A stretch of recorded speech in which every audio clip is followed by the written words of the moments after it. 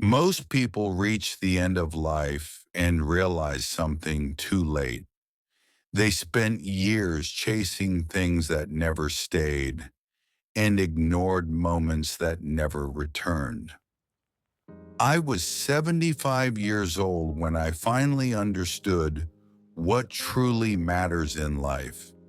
It did not come from success, it did not come from money, and it did not come from applause. It came quietly. On an ordinary evening I almost ignored. Nothing dramatic happened. No phone call, no sudden news, no warning. Just a moment that asked me to stop. And for the first time in my life, I did. I stopped and I listened. When I was young, life felt endless. Time moved slowly then, so slowly that we never noticed it moving at all. Days felt longer, nights felt calmer, and tomorrow always felt guaranteed. We never talked about running out of time because time never seemed to run out. Mornings did not begin with alarms. They began with light slipping quietly through the window, with familiar sounds, with small routines, with a sense that everything would remain exactly as it was. Evenings ended with conversations, not screens. People sat together. They talked about ordinary things, and those ordinary things were enough. No one checked the time. No one rushed away. We did not talk much about dreams. We simply lived them. One small, ordinary day at a time. There was no constant noise following us everywhere. No pressure to be faster. No need to prove anything. Just people and time. And I did not realize how rare that was. There was a man in my life who shaped me quietly, my father. He was not educated in schools, but he understood life in a way that books cannot teach. He understood patience, he understood responsibility, and he understood silence.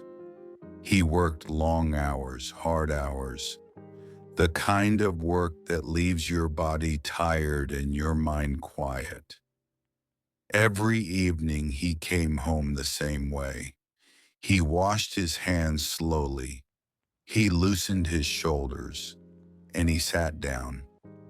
Most evenings he chose the same chair, an old wooden chair near the window. It was not comfortable. It was not special. It did not match anything in the room, but it was his place. That chair was where his day ended. He never asked for attention, never raised his voice, never spoke about sacrifice. He did not complain. He did not explain. He only asked for company. Sometimes he would look at me and say quietly, "Sit with me for a while." And most of the time, I didn't. I was busy back then, busy becoming someone, busy chasing goals, busy believing the future was more important than the moment in front of me. When my father asked me to sit, I said, later. Later after dinner. Later after work. Later when things slow down. I truly believed there would always be time. I believed those evenings would always be waiting for me. I did not understand that later was quietly running out. At the time, those moments felt ordinary. Just another evening, just another chair, just another request. I did not know that ordinary moments become the memories we miss the most. Years passed, as years always do.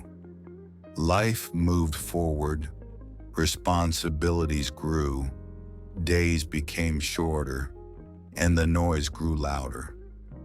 I stopped noticing small things.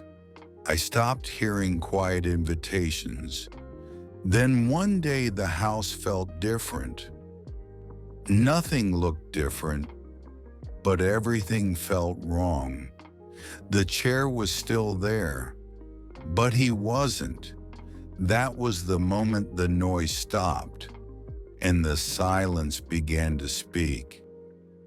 I stood there longer than I expected, looking at that chair, remembering how many times I had walked past it, how many times I had chosen later, how many evenings I believed did not matter.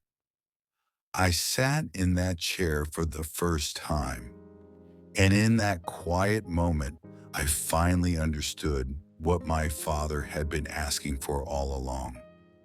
Not time, not words, not explanations, just presence, just to sit, just to be there, just to share silence. Now at 75, I see life differently. Life is not measured by what we achieve. It is not measured by how busy we become. It is measured by who we sit beside when the day is done. It is measured by the moments we choose not to postpone. If you are listening to this today, I hope you don't wait. Sit with them, even if it feels ordinary. Listen longer, even if you think you have time. Put the world down for just a moment, because one day you may wish for one more quiet evening, one more chair, one more chance. And life does not always give second chances. In the end, it is not the years we live that matter most. It is the moments we choose not to miss.